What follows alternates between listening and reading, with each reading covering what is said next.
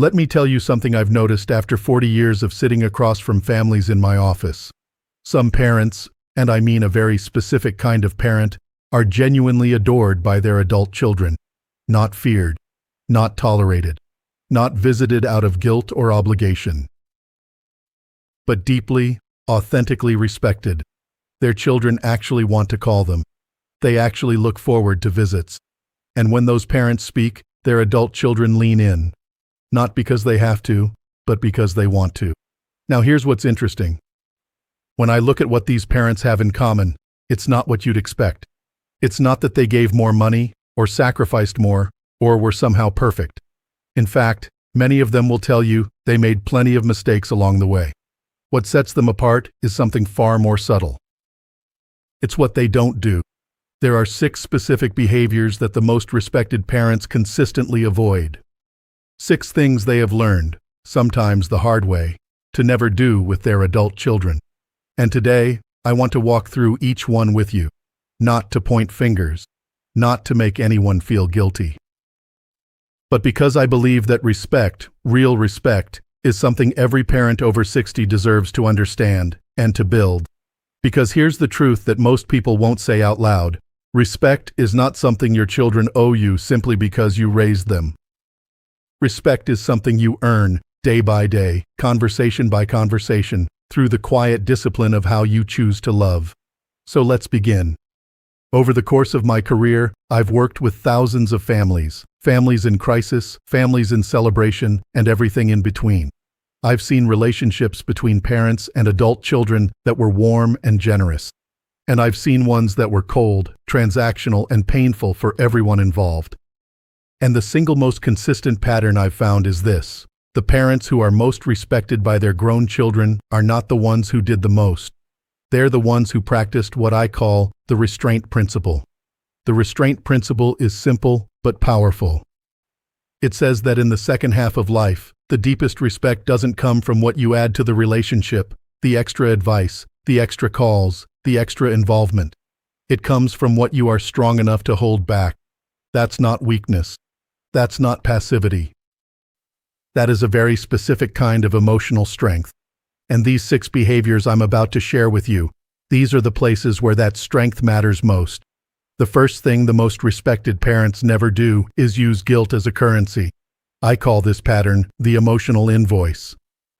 And if you're honest with yourself, you'll probably recognize it, either because you've done it or because it was done to you. It sounds like this. After everything I've done for you, this is how you treat me. Or, I gave up my career for you kids, and now nobody can even bother to call. Or sometimes it's more subtle, a sigh, a long pause, a tone of voice that says, you owe me and you're not paying up. Now, I want to be very clear about something. The feelings behind those words are real. The sacrifice was real. The loneliness is real. I'm not dismissing any of that. What I'm saying is that the strategy, using guilt to pull your children closer, doesn't work. In fact, it does the exact opposite.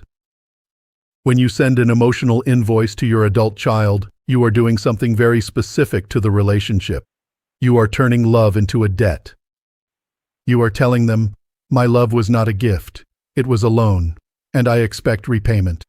And the moment that message lands, even if you don't say it in those exact words, something shifts inside your child. They stop feeling grateful.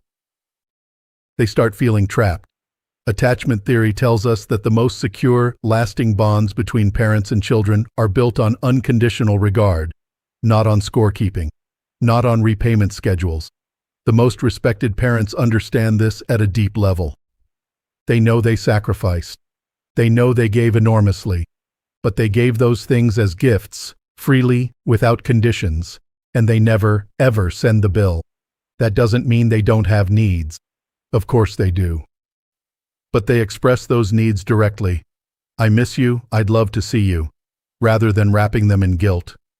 You never come to see me anymore. One is an invitation.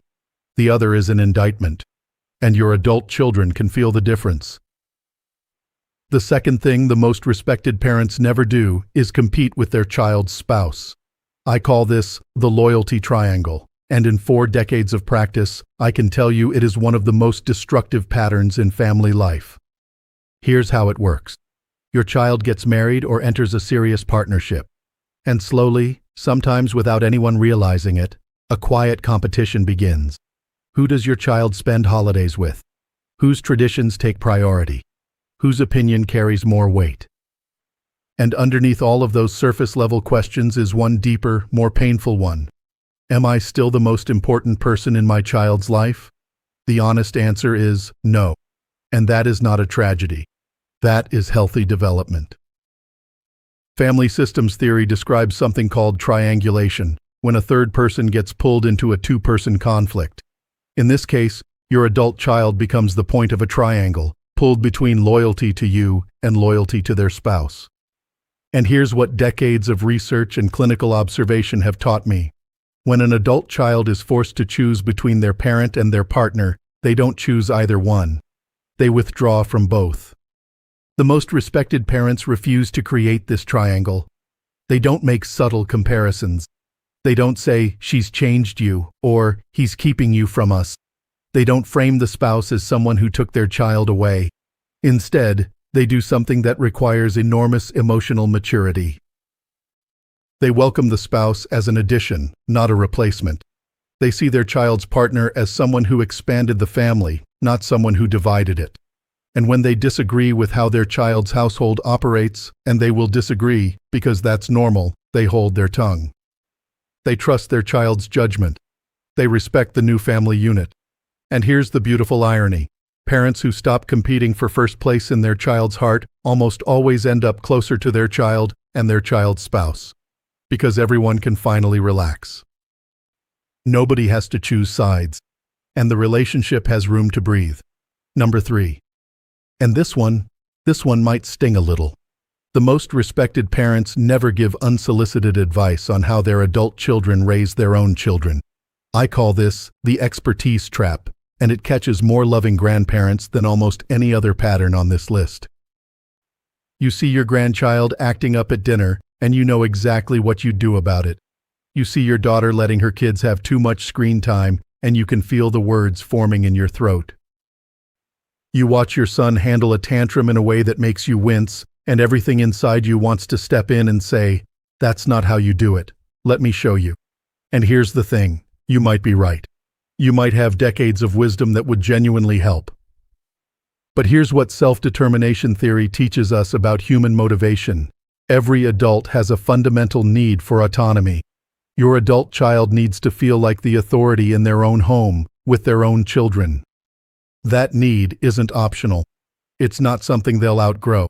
It's as basic as the need for food and water. When you offer parenting advice that wasn't asked for, no matter how gently you say it, you send a very specific message. I don't trust your judgment as a parent. And that message lands hard. Harder than almost anything else you could say. Because your child's identity as a parent is still forming. It's tender. It's vulnerable. And when their parent, the person whose approval has always mattered most, questions that identity, the wound goes deep. The most respected grandparents I've worked with have all learned the same discipline. They bite their tongue. They watch. They wait. And when their child asks, "Mom, what did you do when we wouldn't sleep?" Or, "Dad, how did you handle this?" They offer their wisdom gently, as a suggestion, not a correction. Asked for advice builds closeness. Uninvited advice builds walls. The most respected parents know the difference. The fourth behavior the most respected parents avoid is one that many people don't even recognize as harmful. They never broadcast family problems to outsiders. I call this the public courtroom, and it does more damage to family trust than most people realize. It sounds like this: telling your neighbor that your son hasn't called in 3 weeks. Mentioning at church that your daughter-in-law is difficult. Confiding in your sister that your youngest is going through a divorce before your youngest has told anyone. Posting on social media about how lonely the holidays are when the kids don't visit. Each of these moments might feel like venting. It might feel like you're just looking for support, for someone to understand what you're going through. And I don't doubt that the pain behind it is real. But here's what happens on the other side.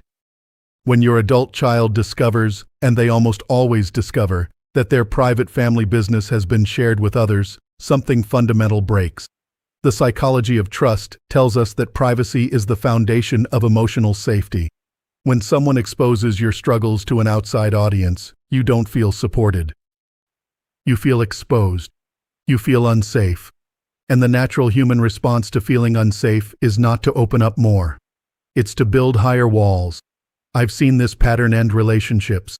A mother tells her bridge club that her daughter is in therapy for anxiety. The daughter finds out. And what was a warm, if imperfect relationship turns cold, sometimes for years. Not because the mother was malicious, but because the daughter no longer feels safe telling her mother anything. The most respected parents treat family information as sacred.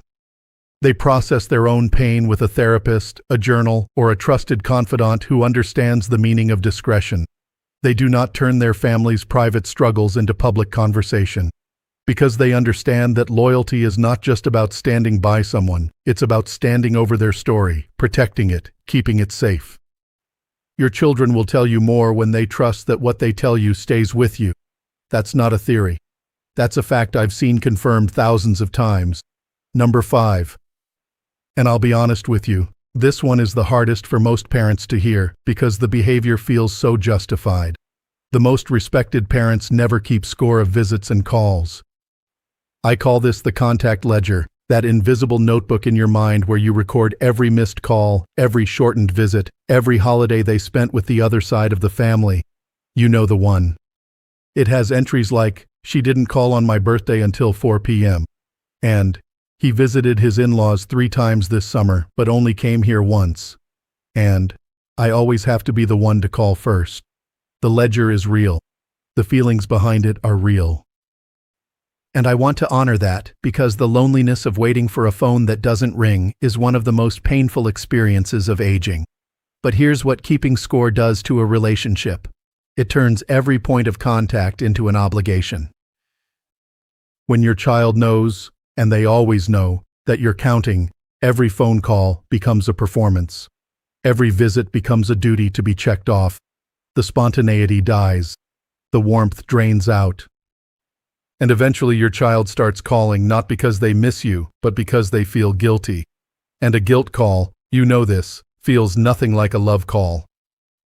Erik Erikson, the great developmental psychologist, described the central challenge of later life as the tension between integrity and despair.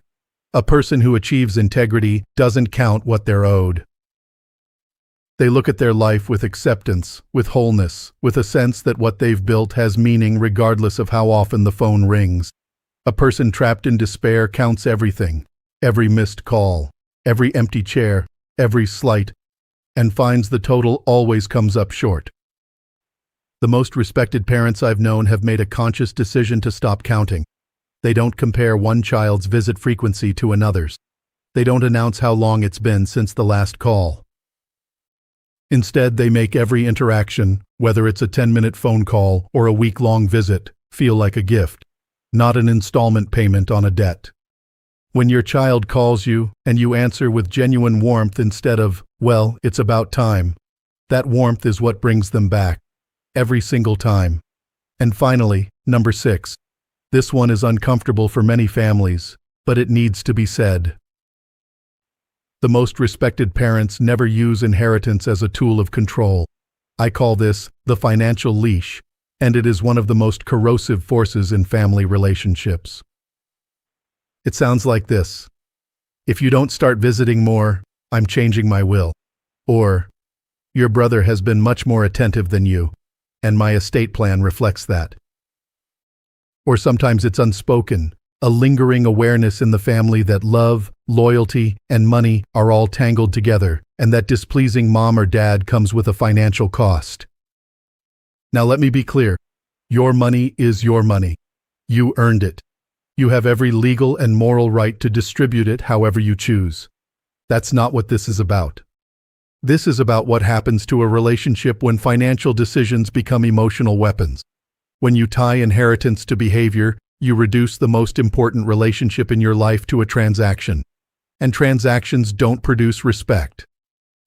They produce one of two outcomes: Either your child complies, calling more, visiting more, saying the right things, but does so out of financial self-interest rather than love, which means the respect you're receiving is hollow, performative, and will evaporate the moment the money is distributed.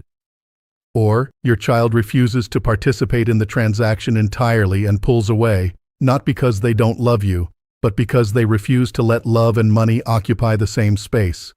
Either way, you lose. Viktor Frankl, the psychiatrist and Holocaust survivor, spent his life studying what gives human beings a sense of meaning.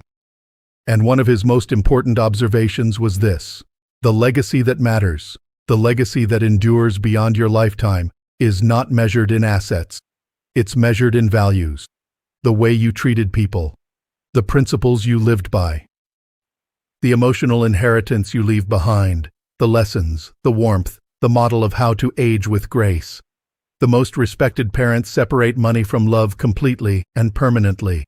They make their estate decisions based on fairness, on need, on practicality, but never as a reward or a punishment. And by doing so, they free their children to love them for who they are, not for what they might leave behind. That kind of love, love that has nothing to do with money, is the only kind worth having. So there they are. 6 behaviors. 6 things the most respected parents never do. They never use guilt as a currency. They never compete with their child's spouse. They never give unsolicited parenting advice. They never broadcast family problems. They never keep score of visits and calls. And they never use inheritance as a tool of control. And if you look at all 6 together, you'll notice something. They all share the same root.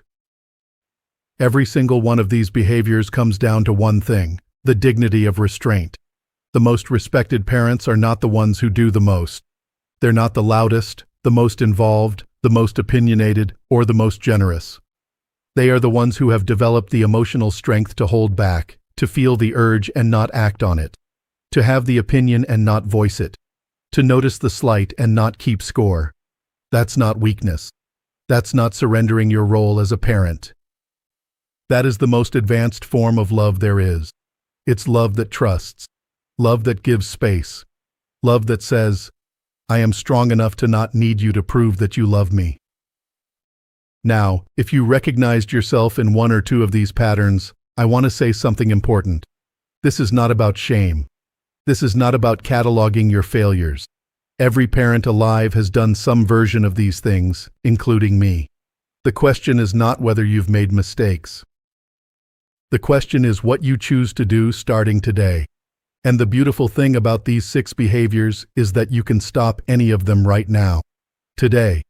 This conversation, this phone call, this visit. You don't need your children to change first. You don't need an apology. You don't need permission. You just need the decision and the courage to love differently. I want to leave you with this thought. You don't need perfect children to have a beautiful relationship. You don't need them to call every day, or agree with every decision you've made, or live their lives exactly the way you imagined. What you need, the only thing you truly need, is the willingness to love them in a way that makes them feel free. Because here's the paradox that 40 years of practice has taught me: the tighter you hold on, the more they pull away. And the more you let go, not with indifference, but with trust, the more they come back. On their own terms, of their own free will, which is the only kind of return that means anything. Respect is not built in grand gestures.